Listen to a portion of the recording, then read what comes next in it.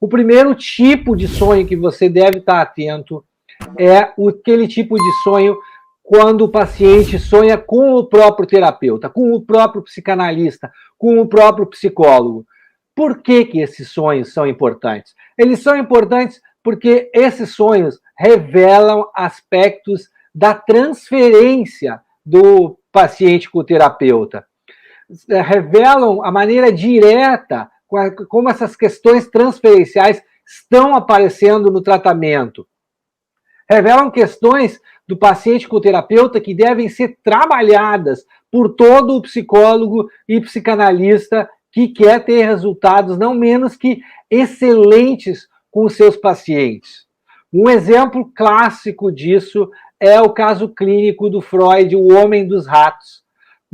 Nesse caso clínico, o paciente fala de sonhos e devaneios onde ele xingava o Freud, xingava seus familiares, e de maneira da mais grosseira, da mais cruel possível, um comportamento bem diferente que ele tinha no divã quando estava na presença do Freud.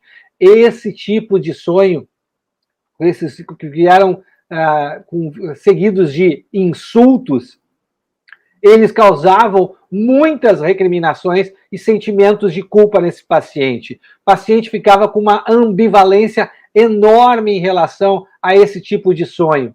E perguntava como é que o Freud poderia continuar atendendo um tipo de paciente como ele, que era um ser desprezível, um ser abominável, que o Freud deveria encerrar o tratamento com ele agora, porque ele não era digno de ser tratado pelo Freud só em pensar em questões envolvendo esse tipo de tratamento. Obviamente, o Freud entendeu isso dentro do modelo da transferência, uma repetição do trabalho que ele já vinha fazendo na análise do paciente, na relação dele com o seu próprio pai, e da ambivalência que esse paciente tinha em relação ao próprio pai. O sonho foi entendido dentro desse contexto e analisado desta maneira.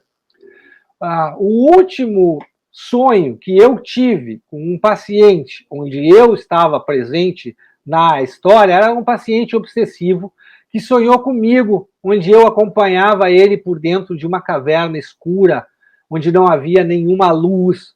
O paciente se preocupava que eu e ele pudéssemos nos machucar, até que eu consegui encontrar uma luz, acender, e a gente conseguiu entrar dentro dessa caverna junto com o paciente, com um jato de luz que ia iluminando o caminho. Nesse sonho, o paciente se preocupava muito comigo e se preocupava como é que eu iria lidar com a sua parte destrutiva, com os seus ataques, com o seu ódio que volta e meia aparecia nas suas verbalizações em relação a mim. Mesmo sendo como o paciente do Freud, muito educado, muito cortês, né, muito comedido na relação comigo, pontual, respeitando as regras, não saindo do enquadro que a gente tinha estabelecido e do contrato.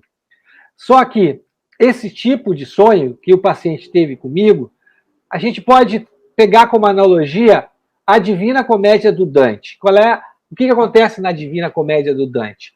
O Dante, antes de entrar no inferno, pela porta do inferno, ele encontra o Virgílio, a alma do poeta Virgílio, que o acompanha com uma tocha e vai seguindo ele por todos os 9 círculos do inferno e depois por toda a montanha do purgatório até a chegada ao paraíso, onde eles se despedem. O sonho do paciente está revelando isso, o desejo dele ser acompanhado na profundeza da sua mente, que eu possa iluminar as partes obscuras, as partes misteriosas, as partes que ele não conhece sobre si mesmo, para que ele possa olhar para os próprios demônios, olhar para o próprio inferno, sem se desestruturar, sem ficar apavorado, sem ficar completamente desnorteado, sendo acompanhado por mim, sendo amparado por mim. E mostra também esse sonho como a relação de transferência já está estabelecida, como o paciente também se preocupa comigo, como o paciente tem uma transferência saudável, uma transferência sólida comigo, apesar das ambivalências que aparecem nesse sonho.